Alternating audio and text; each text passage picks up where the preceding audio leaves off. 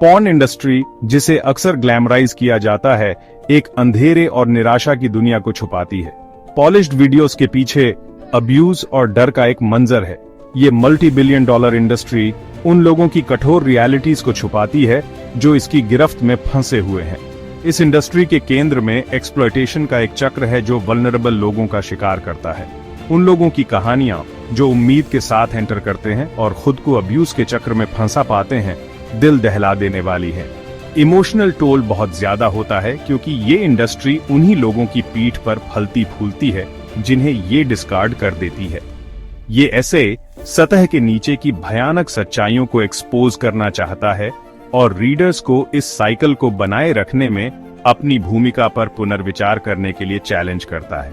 Illegal production network से लेकर performers द्वारा सहन की जाने वाली यातना तक, हम पॉर्न इंडस्ट्री के सबसे डार्क कॉर्नर्स पर प्रकाश डालना चाहते हैं।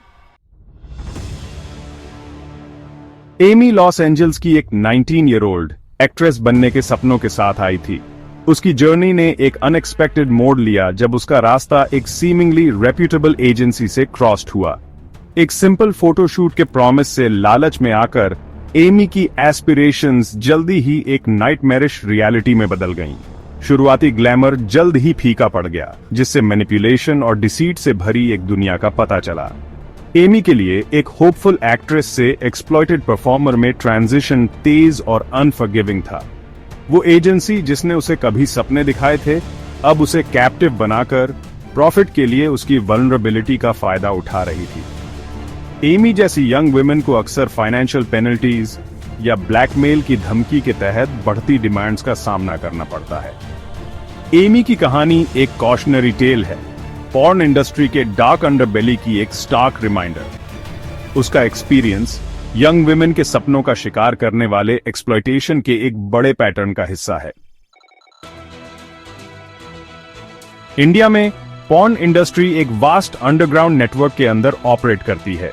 जबकि लीगल फ्रेमवर्क प्रोडक्शन और डिस्ट्रीब्यूशन को प्रोहिबिट करता है, रियलिटी एक अलग तस्वीर पेश करती है। लोगों की नजरों से छिपा हुआ इलीगल प्रोडक्शन फलता फूलता है, डिमांड से फ्यूल्ड। यंग वुमेन को ग्लैमरस करियर्स का वादा किया जाता है, केवल खुद को एक्सप्लॉयटेशन में फंसा हुआ पाने के लिए। कई मामलों में उन्हें बिना कंसेंट के पोर्नोग्राफिक प्रोडक्शंस में भाग लेने के लिए मजबूर किया जाता है। बिहार, उत्तर प्रदेश और पश्चिम बंगाल जैसे स्टेट्स इन इलीगल एक्टिविटीज के हॉटस्पॉट्स बन गए हैं। डार्क वेब एक मार्केटप्लेस के रूप में काम करता है, अब्यूज के साइकिल को बनाए रखता है। इस नेटवर्क का इंसीडियस नेचर करप्शन और एनफोर्समेंट की कमी से और भी बदतर हो जाता है। पॉलिश्ड फसाड के पीछे यूनिमैजिनेबल टॉर्मेंट की दुनिया है। परफॉर्मर्स रूटीन के तौर पर फिजिकल और मेंटल अब्यूज सहते हैं। इंडस्ट्री अपने परफॉर्मर्स को ऐसी कंडीशंस में रखती है जो टॉर्चरस से कम नहीं है। कंप्लायंस इंश्योर करने या परफॉर्मेंस इनहैंस करने के लिए अक्सर ड्रग्स का इस्तेमाल किया जाता है। जो लोग रेजिस्ट करते हैं उन्हें सिवियर रिपरकशंस का सामना करना पड़ता है, फाइनेंशियल पेनल्टीज से लेकर वायलेंस की धमकी तक। मेंटल टोल बहुत गहरा होता है। कई परफॉर्मर्स एंजाइटी, डिप्रेशन और अन्य डिसऑर्डर्स से पीड़ित होते हैं। माहौल डर और इंटिमिडेशन का होता है, जहां सेफ्टी का नोशन एक डिस्टेंट ड्रीम है। जो लोग ऐसे अब्यूज को सह चुके हैं, उनकी कहानियां रिफॉर्म और अकाउंटेबिलिटी की जरूरत का प्रमाण है। सेक्शन 5, नाबालिगों का शोषण, द हिडन ट्रेजेडी। नाबालिग व्यक्तियों का शोषण वाइडस्प्रेड और डीपली एंट्रेंच्ड दोनों है। फेक डॉक्यूमेंट्स और फ्रॉडुलेंट आइडेंटिटीज नाबालिगों की पार्टिसिपेशन को इनेबल करते हैं। शोषण का ये रूप समाज के सबसे वल्नरेबल मेंबर्स को टारगेट करता है।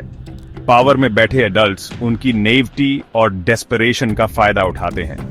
फेम के अपॉर्चुनिटीज का वादा करके उन्हें एक्सप्लॉयटेशन और अब्यूज की दुनिया में धकेल दिया जाता है। परिणाम विनाशकारी होते हैं, जिनका उनकी वेल बीइंग पर लॉन्ग लास्टिंग इफेक्ट्स पड़ता है। रेगुलेशंस के बावजूद एनफोर्समेंट अक्सर कमजोर या नॉन एग्जिस्टेंट होता है। नाबालिगों का शोषण एक मॉरल फेलिंग है, जिस पर इमीडिएट अटेंशन और एक्शन की डिमांड है। Section 6, throwaway lives, the 6-month cycle. एक परफॉर्मर का एवरेज करियर स्पैन सिर्फ 6 महीने का होता है। एक्सप्लॉयटेशन का ये साइकिल इंसानों को डिस्पोजेबल एसेट्स की तरह ट्रीट करता है।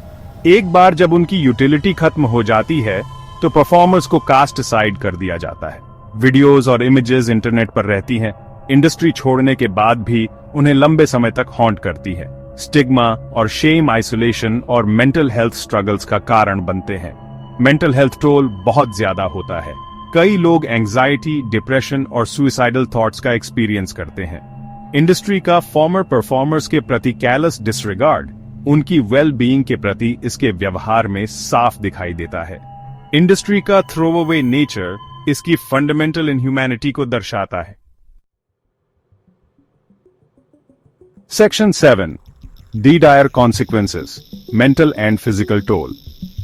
पॉर्न इंडस्ट्री में इन्वॉल्वमेंट के कॉन्सिक्वेंसेस फार रीचिंग हैं। परफॉर्मर्स फिजिकल अब्यूज और कोवर्शन सहते हैं, जिसके परिणाम स्वरूप हेल्थ इश्यूज होती हैं।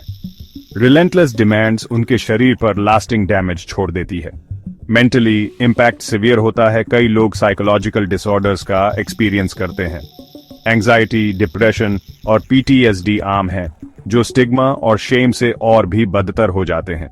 उपलब्ध मेंटल हेल्थ सपोर्ट अक्सर इनएडिक्वेट होता है। एक्सप्लॉयटेशन और अबैंडनमेंट का साइकिल कई लोगों को आइसोलेटेड महसूस कराता है। Mental and physical toll systemic change की जरूरत की एक स्टार्क रिमाइंडर है।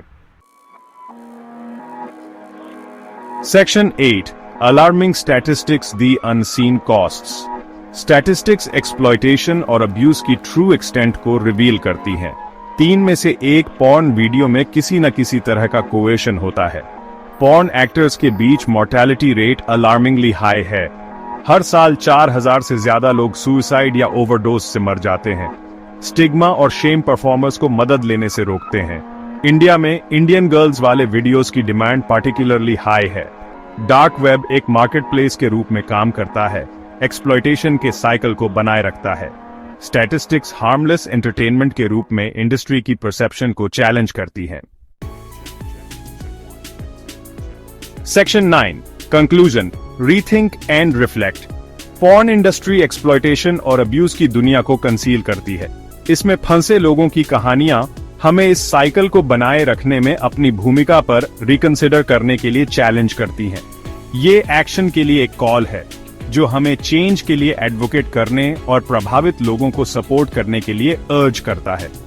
यहाँ प्रेजेंट किए गए स्टैटिस्टिक्स और स्टोरीज रिफॉर्म की अर्जेंट नीड को हाईलाइट करते हैं। चेंज की जर्नी अवेयरनेस और एडवोकेसी से शुरू होती है, जो हमें एक्सप्लॉयटेशन की रियलिटीज का सामना करने के लिए अर्ज करती है।